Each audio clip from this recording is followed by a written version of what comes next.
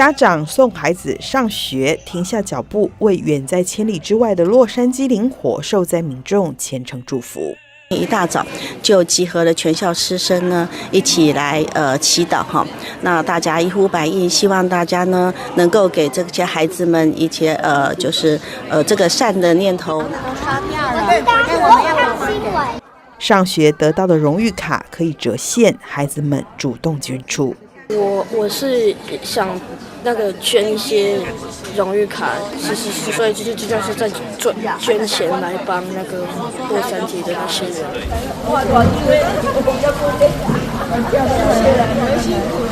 西雅图慈济志工更用行动支持，走上街头和超市，募善念，培训志工从参与活动看到另一个世界。第一次参加这个募款的活动。那我是很感动，说很多人其实是很有爱心的。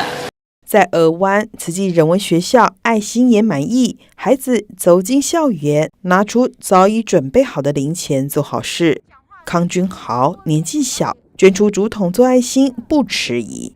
他们平常 recycle 的钱，然后这个时候就可以去帮助人，这样是一个很好的机会教育。5年级生陈怡文知道洛杉矶有难，特别和爸爸到学校的摊位捐爱心。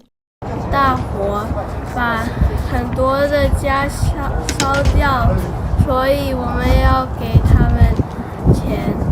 小小年纪，心中荡起爱的涟漪，期望这股力量带给受灾居民前进的力量。